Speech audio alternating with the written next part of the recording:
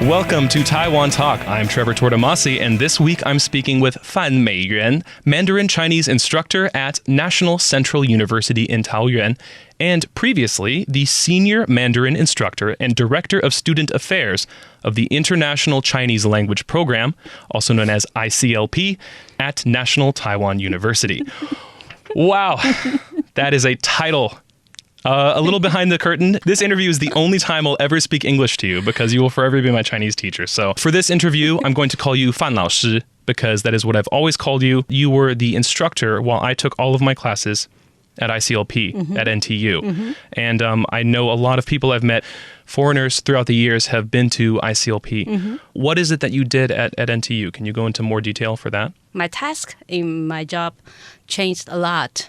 I was in the chief instructor's office, so I can arrange the curriculum and classes. But as a student affairs, I arrange outside school activities. How long were you working with ICLP? Over 30 years.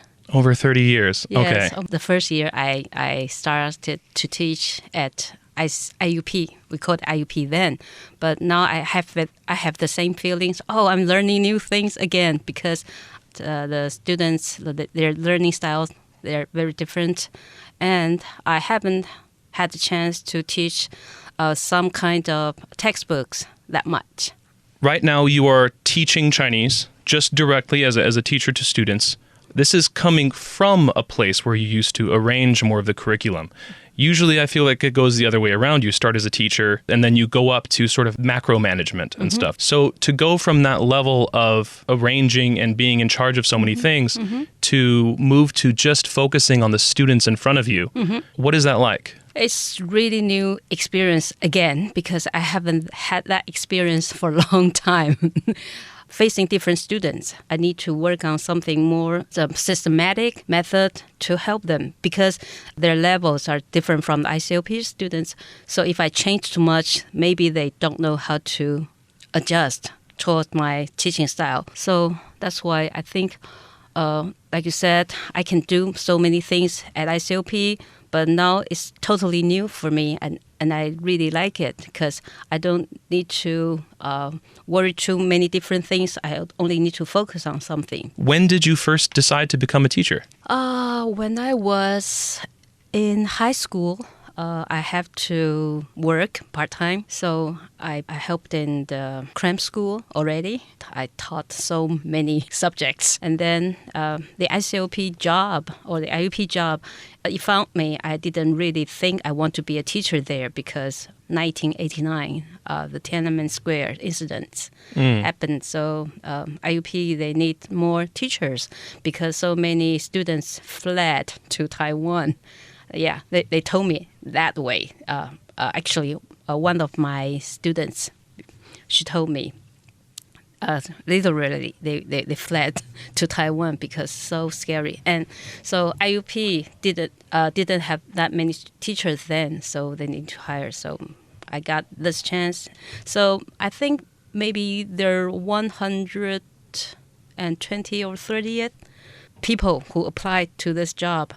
But there are 12 or 13 teachers they hired. And I'm the only one left from my year. So people said the Chinese teacher, they have really high something flow. Oh, a turnover rate. Yes. Okay. Because some teachers, they take IUP as a rock to jump. So after 4 or 5 years, they move to Europe, move to the States. That's why they need lots of teachers. When did teaching start to come naturally to you? I feel more comfortable teaching. I think it was probably after 7 or 10 years later. But we're talking about the regular courses we teach. If there's some new courses, of course, there's new things we need to adjust. I think I'm still learning it right now. NTU has recently been ranked as one of the top 100 universities in the world. What did you learn from teaching at a school that prestigious, a school with probably standards that high?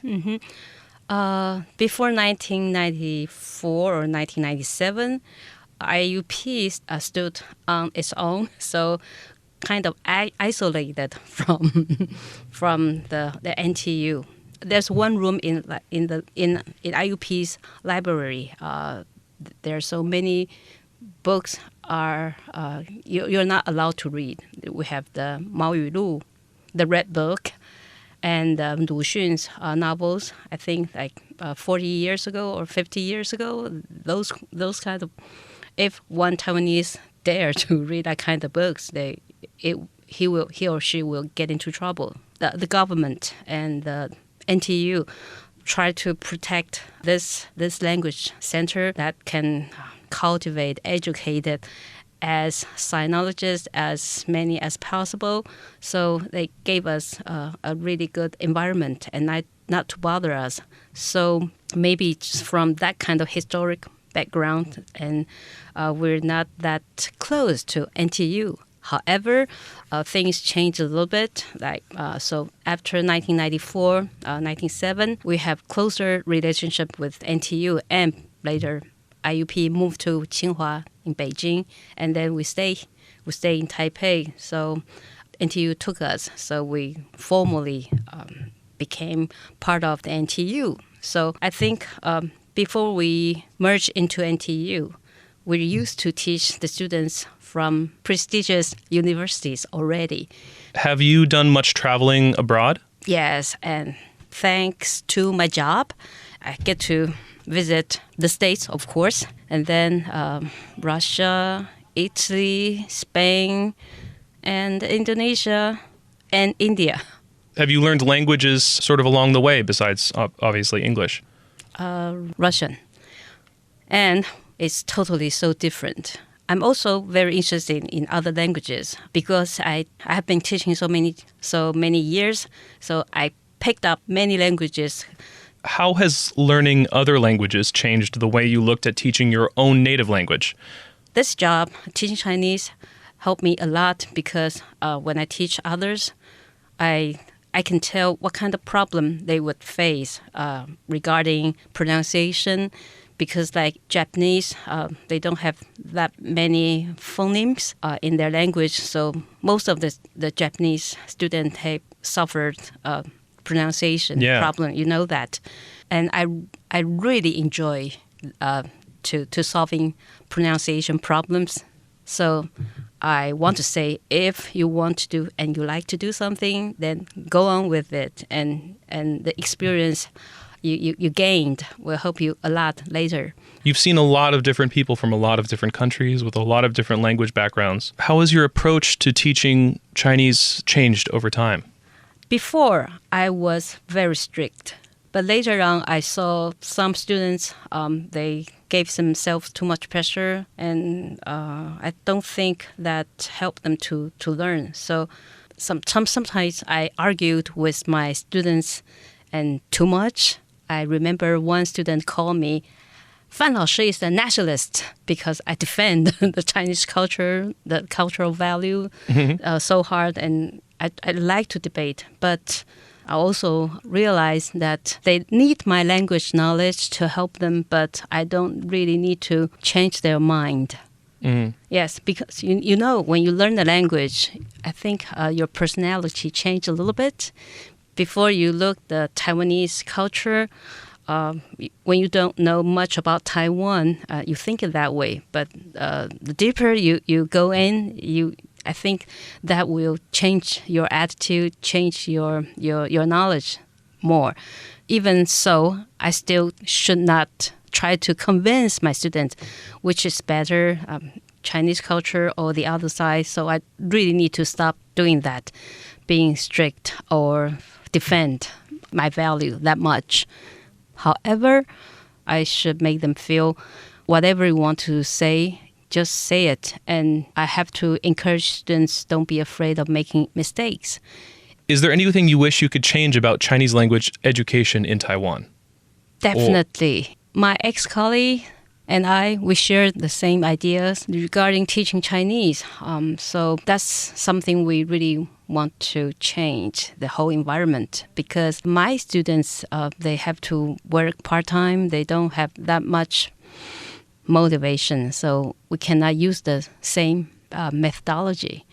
But this March, I started to teach at the National Central University. I told my student, I know you're busy, you don't have that much time, but you have to review first, review what you learned today for maybe only 10 minutes, and then you have to listen to the audio files and repeat after it maybe 2 or 3 times, and then you start to look on the textbooks, and you will feel very different because as I know, many students at different language centers, they only came to the classroom and sit to wait for the teacher to lecture, to teach. I know that when I was teaching English, there were so many students that you could tell when they came into class and you said, hey, how about that homework that I assigned to the class yesterday?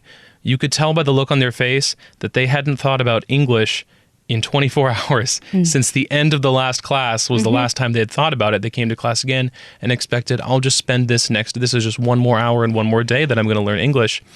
And the results were subpar because you do have to work at home. You do have to practice as often as you can to flex that muscle. Absolutely.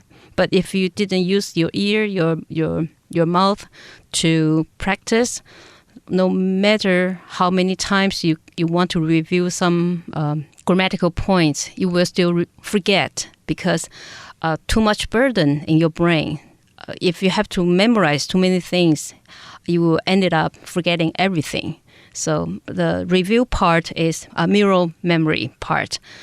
The preview part is more like muscle memory. That if you can build up both ways, you will find it's more efficient and you can learn it faster. At ICLP, at National Taiwan University in the Language Center, it was very strict in keeping all the foreign students only speaking Chinese all of the time. There was something that would come up when I was teaching English, in which we wanted to keep an environment of only speaking English in the classroom. Sometimes I would want to explain a simple word that a student would say, teacher, what is important? And I would spend a few minutes trying to explain what important means, when in my brain I was just thinking I could just say 重要, and the student would get it. They'd be like, oh, now I understand, like that. And we could move on with the day and learn more things. So how do you feel about your level of strictness in only speaking Chinese in the classroom? Like sometimes there's something that you could say in English just to help them catch up. Well, it depends. If it's the word is the level that students should learn, maybe is worthy of using the target language to help students to think, because students will rely on their teacher speaking their language to explain. And then maybe they would ask questions more often, but maybe they don't really want to memorize the word. Before, I like to tell my students, don't see me as a dictionary. If you want to find out a word, how to say that in Chinese, you should look it up. If you want to ask me, then you have to memorize it. Think before you ask. I think it's an attitude.